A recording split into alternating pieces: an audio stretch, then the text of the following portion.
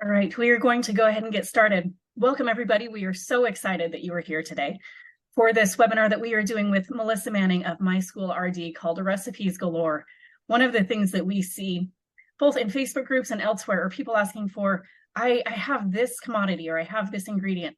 What can I use this for? And so when we were talking with Melissa about possible webinar topics, this idea sounded fun. You know, when you've got an idea, how do you do something with it that can be really cool and really interesting to your kids? So as far as the kind of housekeeping items for this webinar, we are recording this session. So if you have to leave or if you want to pass it along to a colleague, this recording will be sent out to you tomorrow. So you can not worry if you have to leave or if you want to pass it along to someone else.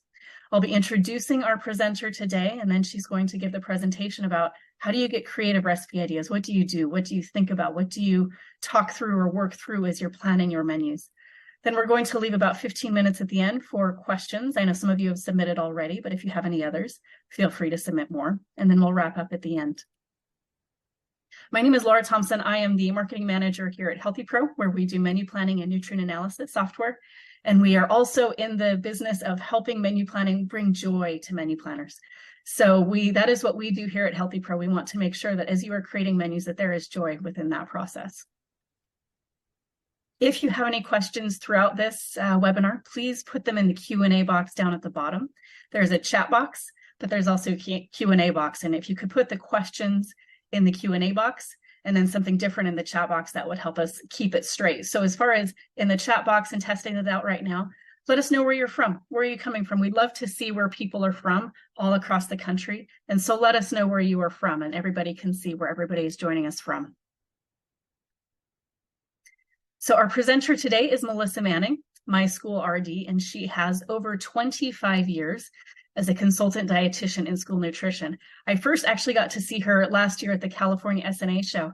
I was listening to some presentations and I was like, who is this? This woman is fantastic. And so it's been really fun getting to work with Melissa and just talking and brainstorming over the last several months, talking about this webinar and how she can provide value to you in the school nutrition space. So I love this little thing on the side where it shows what she does at My School RD in that nutrition information kind of template there. So we are so excited to have Melissa here today. Thank you so much for your time, Melissa. And I will now turn it over to you. Thank you, Laura. So I am so excited to be here today and to share with you what I learn and all of my recipe ideas that I've been given, honestly, by everybody that I work with. So they're not necessarily from me. They're really just, I am meeting with school districts every single day, and we are going over menus and we're going over new recipe ideas. And so my brain does this check off the list of all these recipe ideas, and to be able to pass them off and off to you is super exciting. So I wanted to start off today to ask, what school recipes are your favorites? You have all of these ideas out there in the audience, and your ideas are so creative, and you know what's popular for your students in your town with your limitations and what you have a lot of for ingredients. So I'd love for everyone to share what your favorite recipes are that you're creating, or maybe are going to start creating, is something you want to try. So if everybody could put that in the chat, I would love to hear from you. We do have people from all over the place. We've got Cleveland, Ohio, Washington, Texas, Michigan. I'm in California, down in Southern California by Los Angeles. Okay, now some ideas. Herb roasted chicken, chicken quesadilla, Cajun chicken bowl, lemon pepper chicken, cheese zombies, fun. Beef and chicken and broccoli bowl, chicken nachos, gumbo. It's just whipping by. Smothered burrito, arroz con queso, carne asada, granola. We've got some granola with smoothie bowls. Ooh, yum. Noodles bowl with dumplings, a Taco Tuesday, and a build your own ramen bowl. So many great ideas out there. I don't know about you, but when I go to sit down and make menus, sometimes my brain just does not come up with ideas. It becomes suddenly uncreative. And so one of the reasons for this webinar today is that when you sit down to make menus and you're drawing a blank, you're like, what just happened? I used to have ideas, they just all went away. That you can go back to this webinar, to your notes, and be able to be inspired again and get into that space of creativity and really choose something that your students will like. So this is more like a brainstorm of what's out there and where you can go to find your ideas. So there are so many factors to consider. Today, we're first going to talk about that when you're searching for recipes, things to keep in mind and to think about. And then we're going to go to a bunch of different sources where you can find great school recipes. There are some really popular mainstream National School Lunch Program websites that are out there, but then there's some other bits and pieces of places that I love to refer to that you might find handy that you've not heard of as well. We have, I have created lists because I love to be able to refer to those when people come to me and say, hey, Mel, what do I do? I just need something this month. And then we'll talk about some popular recipes from social media and websites, like let's go where the students are looking. And also another resource is the Healthy Pro database. So we're going to take you on a little tour of that. And then finally, I've got some secret sauce recipes that I'm super excited to share. Hopefully you haven't heard of these before. Usually this is a very fun challenge, is to look at my secret sauce resources. So next, what are the ingredients to a great school recipe? So I like to keep these in mind as I'm searching for my next big hit that's going to be on the menu. First of all, we have these factors. We have factors like food costs. Yesterday, I was talking with a client and they said, sky's the limit. I don't care the cost. We want to get kids into the cafeteria and get excited, right? So that is something to consider. Other schools are thinking more like, hey, I've got a bunch of this commodity food that I need to use up. It's in my freezer. So that's another thing to take into account, sourcing and procuring ingredients. Somebody yesterday to me said, we want to try a Philly cheesesteak. And the problem is that people have come up with that this year several times, but they're unable to procure the beef for specifically Philly cheesesteak. So procuring the ingredients is a thing. Labor and equipment. Do you have the labor and equipment necessary to create this recipe? And oftentimes, we're looking at a lowest common denominator, depending on where you're at, as far as maybe there's a lot of substitute people that are coming in, and we have people that are very new to cooking food or being in that kitchen and using that equipment. So we need to be able to create recipes that take those training needs into account. And then we've got compliance. So I have a lot of chicken wings are hot this year. I've made more chicken wings recipes with so many sauces that are fun. Like we're going hot and spicy, we're going barbecue, we're going lemon pepper chicken, all these different things. But we often think of pairing them with potatoes. Potatoes are a starch, but they are not a grain. So then we have to go back and rework what we're going to serve because it's not compliant. We're serving that with a vegetable and we need a grain. So no potatoes with those. So compliance is something to keep into account. And then accurate yields. We want to make sure that our carb counts are correct and that we're not over or underestimating how much to cook. Nutrient requirements, sodium, big conversation piece. It's super limited right now, especially for high schoolers.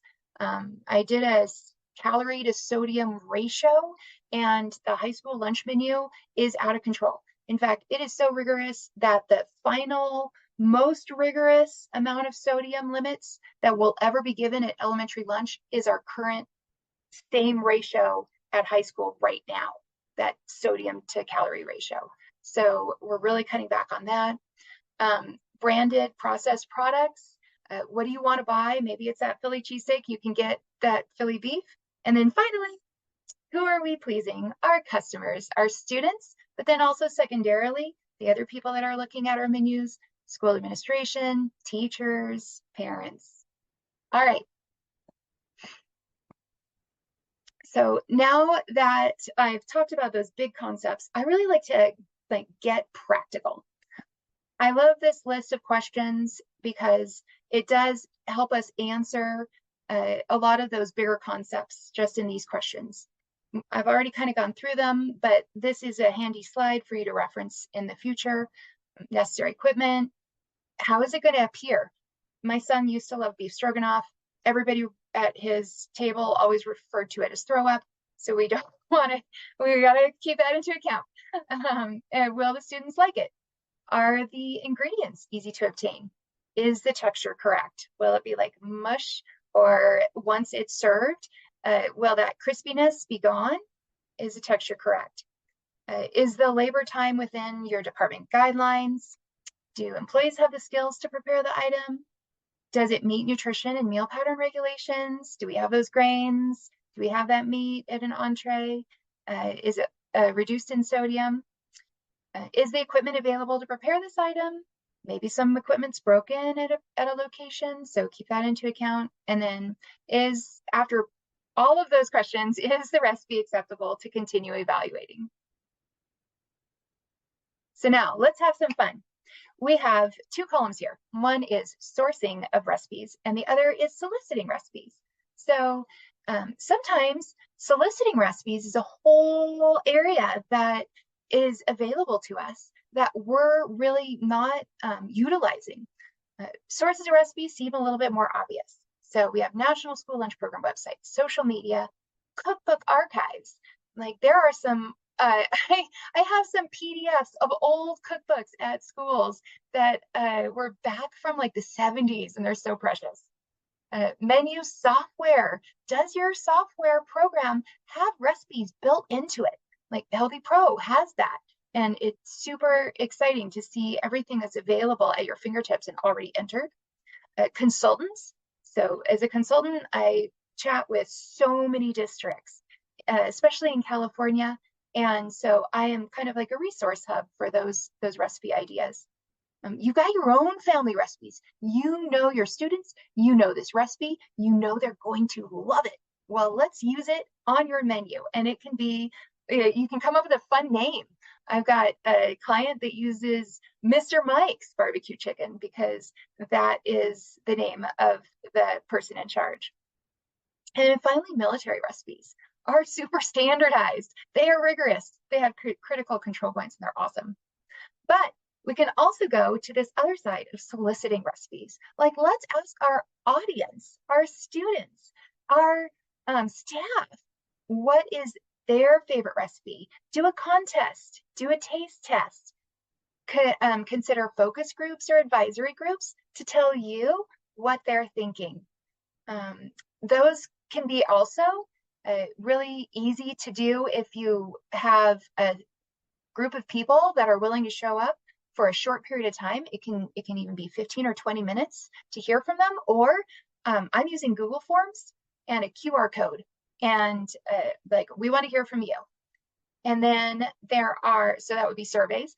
Cooking competitions are super fun.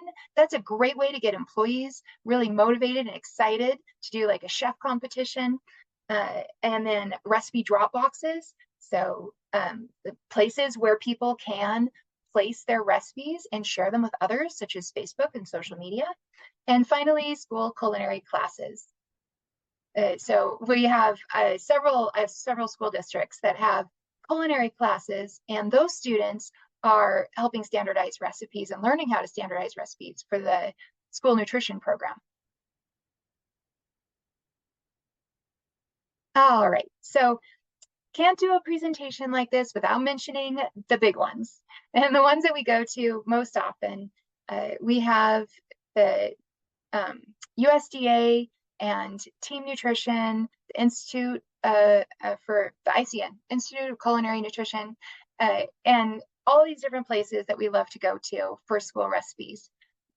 The benefit of things like the Child Nutrition Recipe Box is that these recipes especially from USDA, are standardized.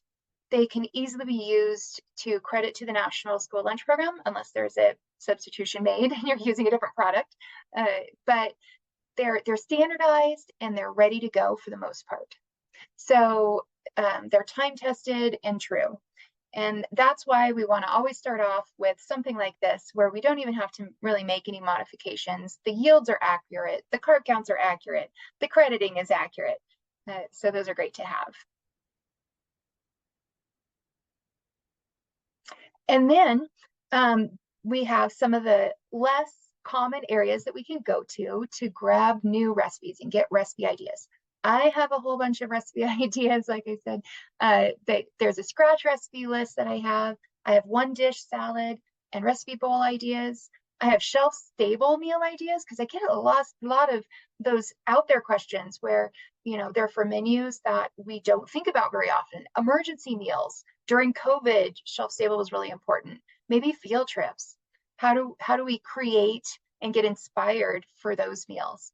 I have a superside salad. So if you have a cart in the outside in a different area in a high school, then you can just put a superside salad that contains all the veggie subgroups in it, and then serve it each day. And then you've got all of those vegetable subgroups already put together. I have a growing just download of all these different recipes that are have the meat and the grain and are compliant. And then a burger makeover challenge is something that one of my dietetic interns created, where we can just do a bunch of different things with burgers. So, okay, so let's switch modes. Maybe you're looking for something that the students are going to get excited about. Where are they looking? They are looking at social media, TikTok, Facebook, Instagram, maybe even Twitter. There are so many great ideas. There are great Facebook pages even that are just full of ideas for the people who work in National School Lunch Program. We have school nutrition chefs, and we also have the school. You can just, you know, search in the social media search bar for school lunch program or National School Lunch Program. And there's a bunch of different groups in all of these social media areas that you can find amazing ideas in as people brainstorm and ask questions and get real life answers from people. So that is a great area to look towards. One of my favorites that really went crazy is TikTok. If you want to see what students are looking at, what they're liking, then go to where they're looking. So this tortilla wrap recipe, it was on TikTok. It is definitely buzzworthy. One thing that I liked about it is that it contains meat and a grain. I'm mainly looking for entrees typically. And so whenever I'm going to social media, I'm looking for a meat alternate with a grain and something I can put together in a single entree. So this one has, you can see the meat and the grain. And let's take a look at the recipe.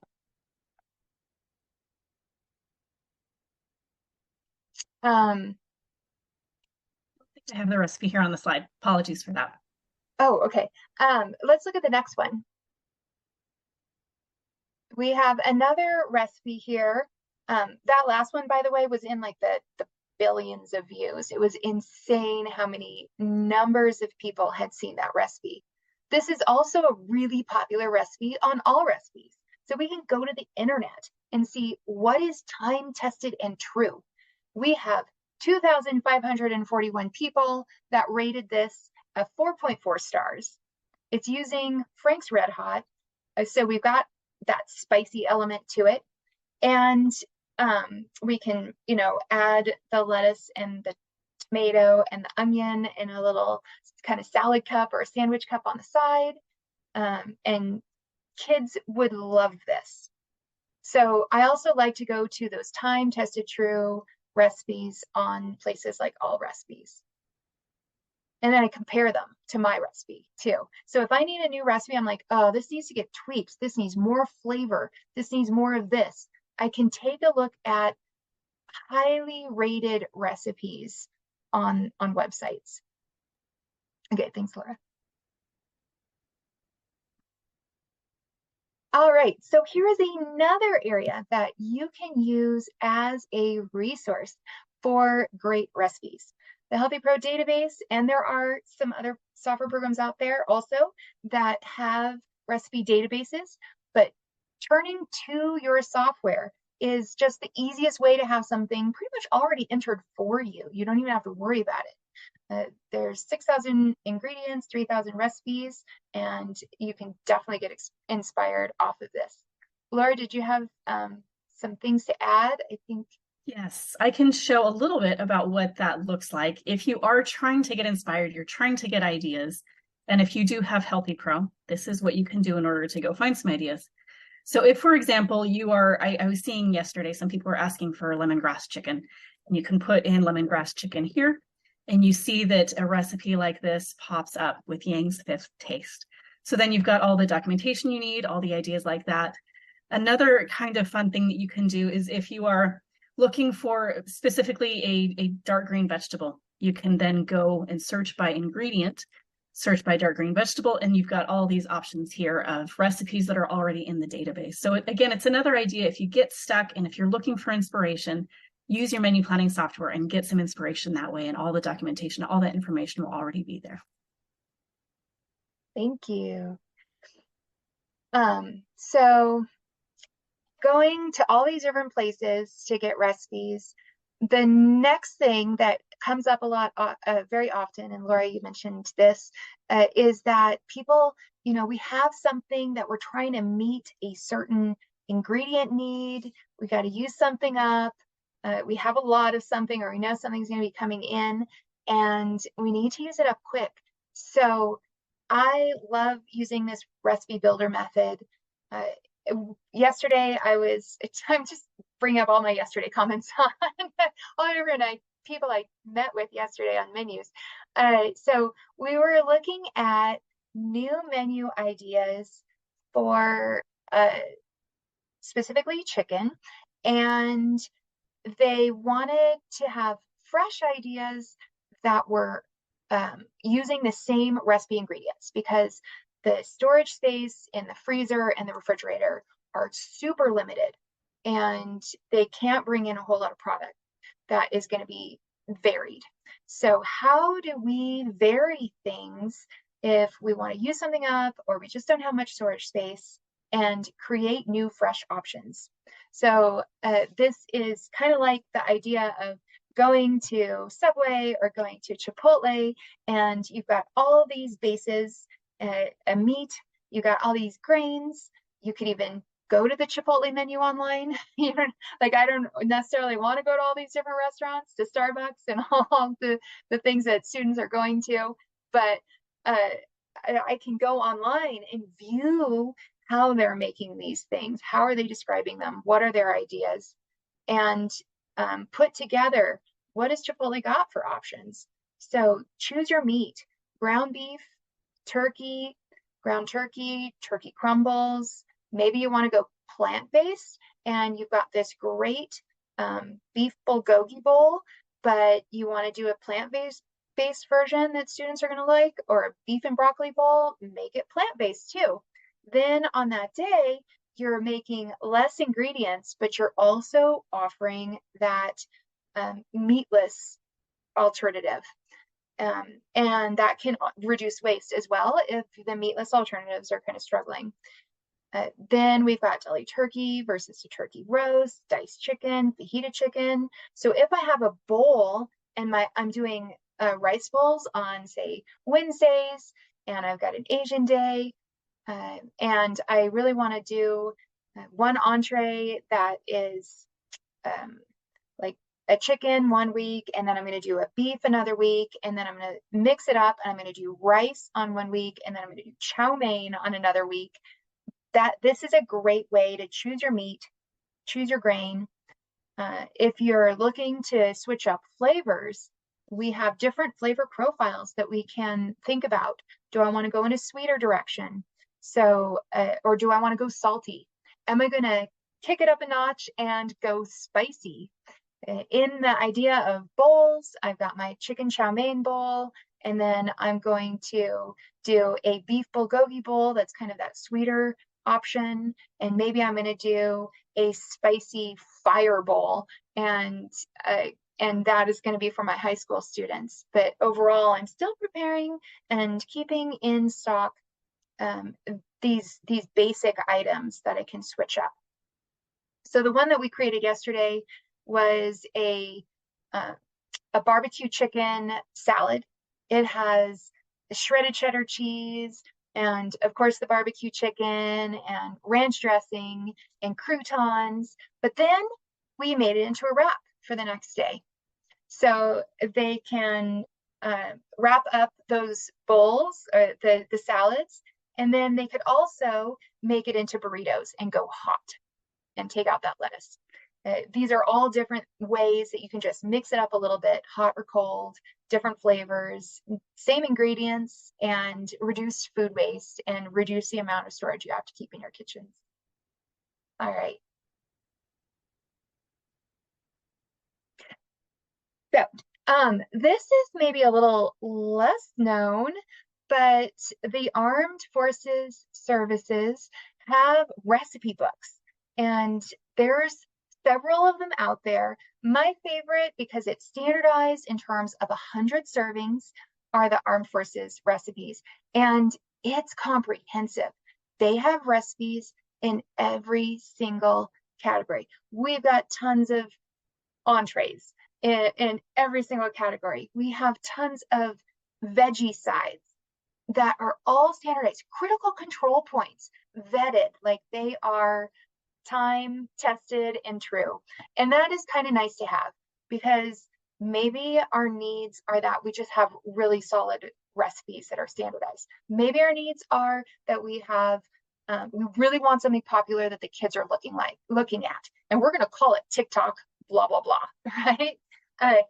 Whatever your need is, I just haven't ever found such a comprehensive database of truly standardized, critical control point, large volume recipes as this. So I go to it for things like chilies or new casserole or bowl ideas. They have great also baking cobblers and other recipes like that, as well as fresh bread recipes. And these are things that we're just not going to find so much on the USDA website. They do not have the meal pattern components built into them. Like most of our resources, we have to do that calculation ourselves. But a question just came up. Are these controlled access? I got off a Google search. It's over 1,000-page document. So it took a minute to download, but like, it's so neat to be able to just put a little Control F on my keyboard and find, and I'm looking for whatever that is, a chicken noodle soup or casserole or whatever I'm looking for, chili. It'll take me right to that. Apple cobbler, take me right to that, and I can look through half a dozen of their standardized recipes. Okay, so now I've been having some fun with this final thing that really blew my mind, and I honestly was pretty surprised how well this works. This is ChatGPT, and I'm going to show you a little sample of what ChatGPT can do. So I'll share my screen. And here I am this is that artificial intelligence AI.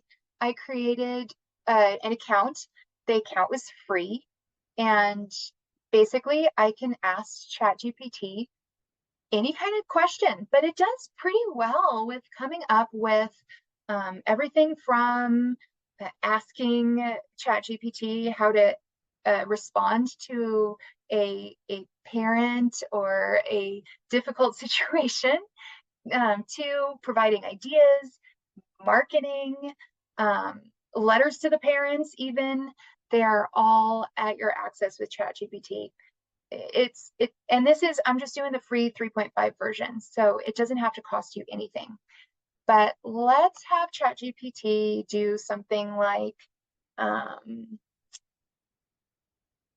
give me 10 recipe ideas that are kid friendly for and include diced chicken. So I've got a lot of diced chicken in my freezer, and I need to look at what can I do with it.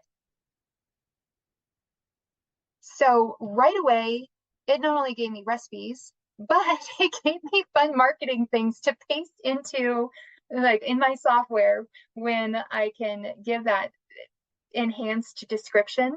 I've got some great things to copy and paste as well. We have chicken and broccoli Alfredo. Maybe we can't do the skewers, but that's why I asked for like 10. Chicken quesadillas. And you can even add some veggies in there and cook until melty. Yum. Chicken and rice casserole, comforting casserole with diced chicken, rice, mixed vegetables, creamy sauce, tossed with cheese and baked. Yum. Chicken and corn chowder, chicken and pineapple stir fry. That sounds delicious as well. And we've got some color mixed in with some bell peppers. If your kids don't like them, just put a couple in and then they can pick them out. But you know, the color is pretty. The chicken and veggie pasta salad. Maybe you want to do something cold. And this is a great way to offer that cold option. Chicken tenders, of course, but that's not going to use up our diced chicken. Stuffed peppers doesn't work so well for National School Lunch Program because we needed grain. And then we got chicken and veggie stir fry with rice. So now I'm going to tell it to create or write fun names for each of the entrees. Man, let's see what it comes up with. Oh my, lucky corn chowder adventure. Sometimes these are just fun to see what it comes up with. But it sounds like it's really into adventures right now. It is fun to ask it different ways to market your entrees, and maybe you want to make it more for a high schooler. You can ask it to say, make the recipes work for high school students.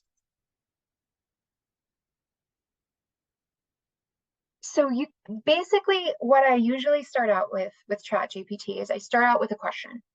And then I'm like, well, I don't like these answers because I don't think my high school students are going to really tune into a chicken kebab rainbow or an adventure of food. So you can ask it to keep fine tuning. It likes to hear things like, what's the age and grade group of your audience? Maybe you want to try and a certain flavor profile that you know your students like, a certain ethnic cuisine that you know your students like. You can give it questions like, here I asked it about testing baked beans. Here I asked it, even what sauce would you add with orange chicken tacos? And it doesn't even care if I'm misspelling or like, I get real careless. I'm just having fun. And it came up with a sauce. It actually had come up with this orange chicken taco idea because we were trying to use up some orange chicken and we just wanted to do it in a fun way. And so it came up with this really fun sauce. I was looking for I had these ingredients and I needed them in ratios and combinations that would create a good recipe. here, condiments that contain tomato paste. So we were looking for some fun condiments that could also count as a vegetable. And tomato paste credits 1 tablespoon is a full quarter cup of vegetable. So we've got a lot of vegetables in a small amount. So I thought, well, wouldn't it be fun to have sauces that actually credited as veggies?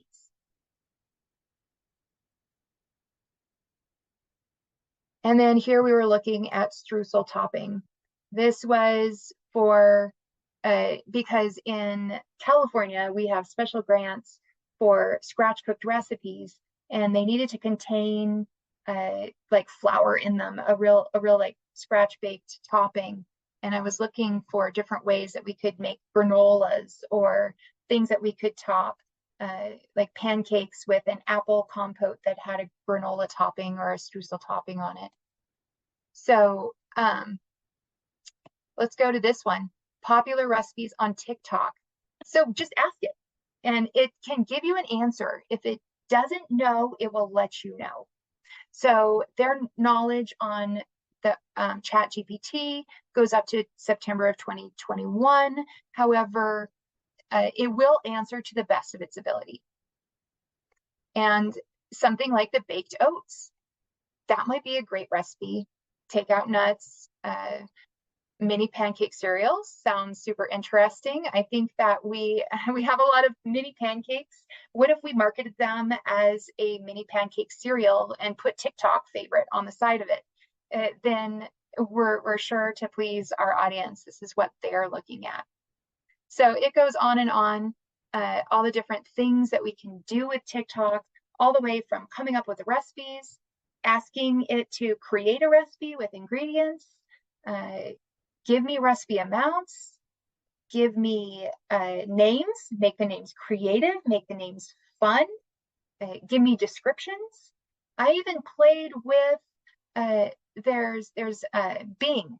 Bing is the search engine that's built into a lot of our computers. So I asked Bing to create me a salad that contained, specifically, it was a Southwest salad, black beans, diced chicken, cheddar cheese, 2 grape tomatoes, and put it in, and well, it did that. And then it looked like something that came right from a restaurant. And so I was like, put it in a bowl or put it in a clamshell or a plastic container.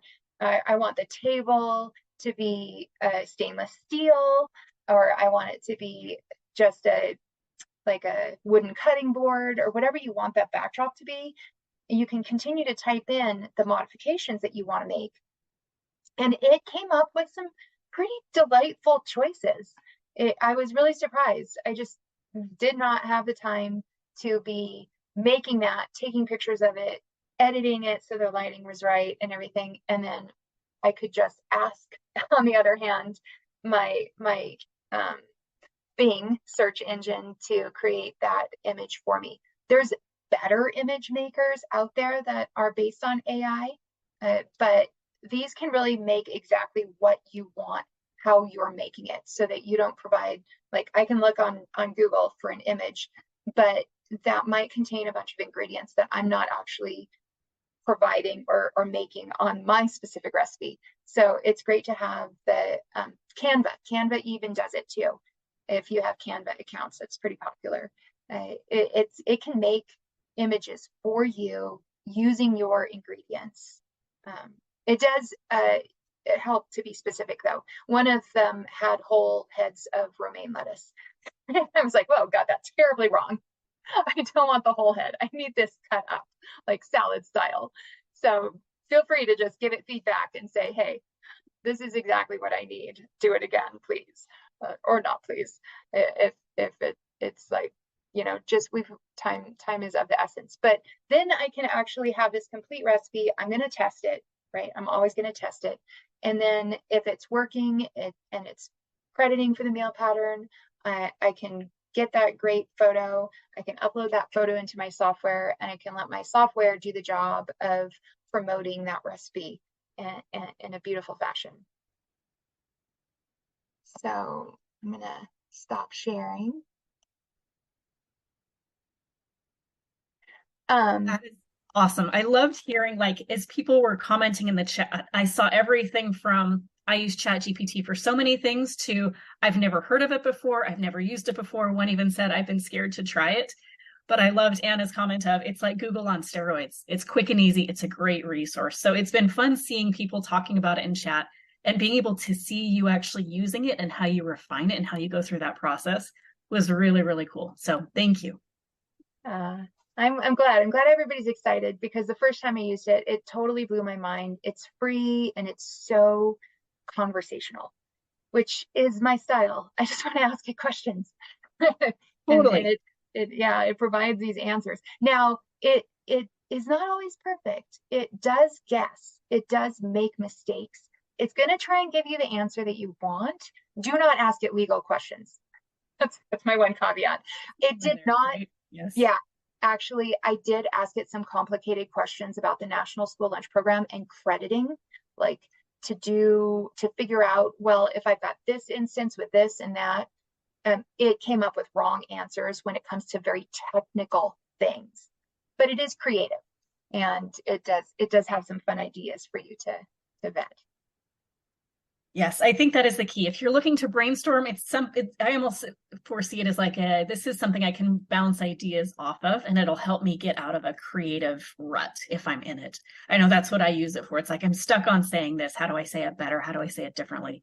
So I totally agree with that. All right, we are now at the Q&A portion of this webinar. So if you have questions, put them in the Q&A box at the bottom. And we've gotten some both before the webinar and during the webinar. So we will be starting to ask these questions of you, Melissa. And the first one, we have lots of commodity beef and would like to know some creative ways to cook and sell to students. So, and we'll see this as a two-part question. One, all right, commodity beef, where do I start? And then maybe once you've kind of walked through that process, I know you had kind of a framework at the beginning. Okay, now that I have these items, how do I then actually market it to the students in a way that's going to be helpful and fun for them? Great question. So for specifically commodity beef, the first thing I would ask is what's my most important thing? Of course, that's using up this commodity beef. So I'm going to want something that's super popular because I want a lot of students to take it. Places I would go to first in my mind are, let's make a beef and cheese. People love, beef and cheese. They go together. Let's do beef and cheese and make it into a beef and cheese burrito. And then we can also use that on our in an Asian way, and we can do a beef bulgogi. Let me go sweet a little bit. I'm going to look online to see what's out there for a good ground beef bulgogi bowl, and lo and behold, one went viral. So I'm going to use that one. I'm going to quote that it was a TikTok favorite and put it maybe on the sidebar of my menu. And then I'm going to let that sell itself. I'm going to let students know the day before on a menu board or somewhere where I can write it down, like, hey, reminder, tomorrow's our big TikTok day. And I'm going to watch it sell like hotcakes. So that would be my ideas for that. And then use the builder where we start with that commodity beef, and then you can do it in so many different ways. Thank you, Lara. With the mixing up the grains, making it hot, making it cold, changing the theme, and the flavors. So that would be what I would go to. And then I'm gonna again go into Chat GPT and ask for some fun names for those ideas that I want to use. I'm going to ask it to create a description so I can use my software to its potential, and then create a fun photo.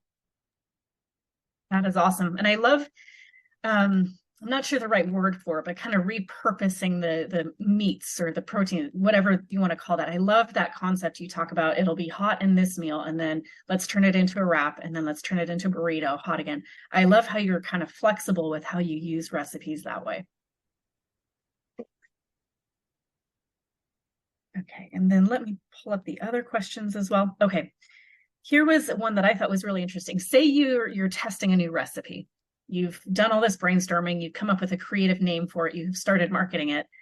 How many times do you offer it as a new entree before you know it's a success? I love that question. I love that question.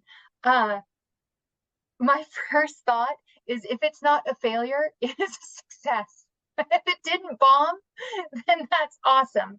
I I would I would look at different things. It's a success if Anna put in 3 times. Yes, that actually is the baseline for being a standardized recipe as well. You need to test it 3 times, and then it'll be a success. Oftentimes, also things to consider are that what is the recipe up against? Is it up against Pizza Day? Is it up against a favorite?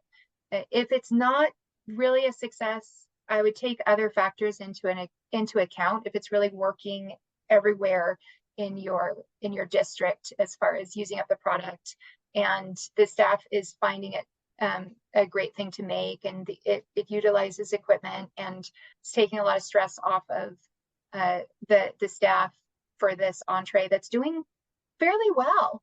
So 3 times is the answer, but then also take other things into account. This is another question. It's actually very similar. Maybe there's another angle you could tackle as well, but how do you test and implement current trends like plant-based nutrition? Sometimes a district can afford the new item, but the participation from students is not there. How do you stay current while realizing all students may not go for the item? Oh, that is a great question, and definitely relevant for our wanting to meet the needs of our varied students. So the first thought that I have is that the National School Lunch Program does meet the students' needs of being fed a nutritious meal, but then also it has this secondary thing that we're doing, which is to teach students and kids how to eat, to expand their palates, to be eating a variety of foods. So I have to remind myself first that the purpose behind it is more than the number of students that take it. It is promoting balanced, nutritious eating, and it is providing variety for those students who might have difficulty with their dietary preferences otherwise. So I look at that. And then second of all, just getting practical, I suggest using that, say you've got a plant-based crumble, using it in the same entree that day as the regular, say, ground beef or ground turkey crumble. And then you'll only make that much of that one protein, but can use up all the other ingredients at the same time. And it really takes a load off of not only the kitchen and how much work they're doing, but then off of how much freezer space it's creating, and then the ovens and such. You can work that, so there's just those extra few servings. And I also do this with the special diets meals too. If there's something little I can substitute out, then I will try and use those recipes if I have a lot of special diets to take into account. Love those answers. Thank you. And especially about the secondary purpose of expanding the palate and teaching them how to eat.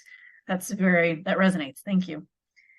Another question that came through, and I think you've touched on this already, but maybe there's another angle here as well. How are we able to make lunch and breakfast menus exciting for our students? Marketing. Well, a little bit I cued into on ChatGPT. I also recommend to use the full capabilities of your menu software. There are descriptions you can build in. There are photos you can build in. There is a comment that was made right now about using your real photos. If you have the opportunity to do that and you feel comfortable with photography, there are some great photography guides out there on how to take better photos. It's always nice, yes, to have the real food. Not only that, that can be used as a guide for the staff. So take advantage of the built-in marketing that you're paying for through your software. But then also I would go back to that list of, that was way, way in the beginning of soliciting ideas from your, staff, from your students, even parents. Do focus groups, do surveys, cooking competitions. Those all up the energy when it comes to your menus.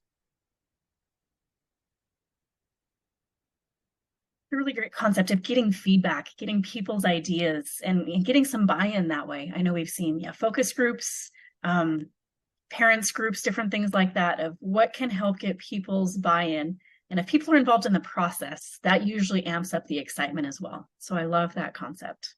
Yeah. One I didn't mention that popped into my head is NAC. If you've got a nutrition action committees or any student groups, definitely use that. We even did an athlete menu, which was really fun.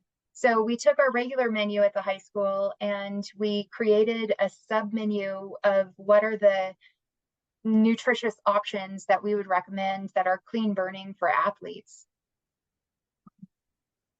Interesting. Very cool. And I love too, you touched on food photography and guides for that. I know that's something we've talked about doing as a webinar here. So if you'd be interested in that, put that in the chat that yes, I'd be interested in a food photography webinar. We'll see what we can do about getting something going like that. One question I have in mind, I'm curious, there are often a lot of food trends out in, just life society.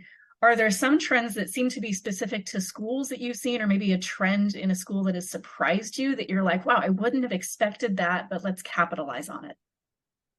Oh, wow. Yeah, well, okay. So that's a complex question. Because trends are so regional and they can even be down to the school, where I've seen popular items work at one school and the neighboring school that has the same demographics, it doesn't work. And we're like, what's going on? And it has to do with who's making it and how they've thrown in their own little secret sauce. So for that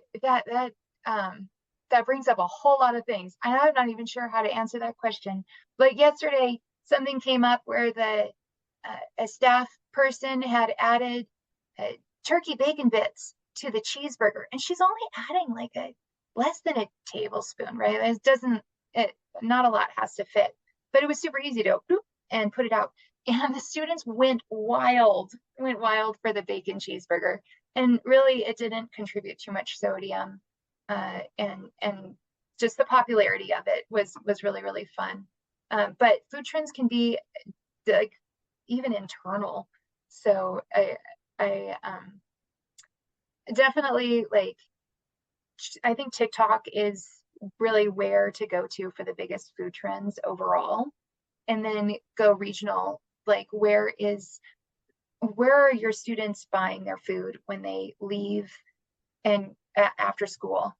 Are they going to Starbucks? These are items that they're going to already see as value added because they're familiar and they cost a lot of money. So local restaurants, what's getting your students' attention is where I would go. Awesome. Here's a question that came through. I know I don't know the answer to it, so I'm really hoping you do. It sounds like when a USDA team nutrition recipe is available to use, it is not necessary to standardize it in our kitchens with our products because it is accurate as posted printed. Is that correct? I have been under the impression that all recipes, no matter the source taken from, must be re-standardized to fit individual kitchens. That is correct. So whenever we're making substitutions, for example, I'm going to use USDA diced chicken instead of USDA fajita chicken. We're looking at a whole different calculation for crediting. Diced chicken doesn't have anything else added to it, and it is just straight chicken. The sodium is super low. They haven't put any kind of injections or broth or anything, marinades or anything. So that's going to be 2 ounces of chicken is 2 ounces of meat. Whereas a fajita chicken can be as high as 1.7 ounces of chicken equals 1 ounce equivalent of meat alternate. So it is super important to take a look at what differences are between what products you're purchasing and what products specifically that even USDA recipe is referencing. So it's in those details, things like calling it a fajita chicken really changes things. Awesome. Just a couple housekeeping notes. Maureen Pasonic just passed along a resource for food photography, so I put that link in the chat. And then Tyler from our team also just put in a link into the chat of a professional development certificate for attending this webinar. So there are a couple of links there for you. I think a couple other people have passed along some very helpful things. So thank you guys for putting all these great resources in chat as Melissa has been sharing this valuable whole bunch of resources with us. This has been fantastic. So there was one other question I had, and I'm trying to see if I can find it here. But it was, how do you help? It's kind of along the creative side of things. So how do you make sure that these things look or sound or seem appetizing and exciting for the kids? You know, you've got different age ranges. Do you have to specify or customize with each age range, and how do you go about that? Great question. Yes, absolutely. It is important to take those kind of factors into account to customize to your grade group. Not only that, but in say a high school where they're not necessarily sitting at tables in certain situations, they may be milling about, and there's not in California, we oftentimes just don't have California cafeterias where everybody just sits down and eats in very large high schools. So taking into account your students, their eating situation, are they sitting next to each other, and is there an opportunity to call something throw up or gross or slimy? They will do that because of their ages. I definitely recommend putting on the glasses of being a kid and being that kid that likes to make everything gross, right? Like put on the glasses of the students that you are serving. Is sometimes, and this is one of my favorites, I was working with a school district, and the elementary school was serving egg rolls, and it was a high Hispanic population, and one elementary school it did great in, and then the other neighboring elementary school it totally bombed. And the question came up, well, why did it do so well at this one elementary school? And the person that was serving it said, well, the kids were looking at it funny, so I called it a Chinese burrito, and the kids loved it. So speak their language, think about being in a kid's head. Ask, even like what's really helpful for me, my kids are now grown. I love to ask other parents what they think.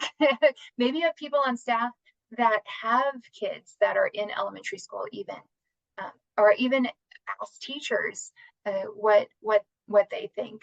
They can be really in tune. So those are all resources that we can utilize. Wow. This has been super interesting, super helpful, and I can tell by the comments in the chat exactly what a lot of people needed. So thank you so much, Melissa, for sharing these great insights and resources with us. I think the Chat GPT part, especially right here, blew people's minds, and being able to see it in action is another thing. It's one thing to say, hey, go use Chat GPT. It's another to understand, oh, this is what it actually looks like to use it, and this is how I can refine it and use it. So thank you so much, Melissa, for your great insights, for sharing this with us. This has been super helpful. We appreciate you all coming today. Thank you so much. Please join us again. We have another webinar next month with Joe Urban of School Food Rocks, so we hope you're able to come back and join us for that as well. Thank you so much, everyone. We'll talk to you soon.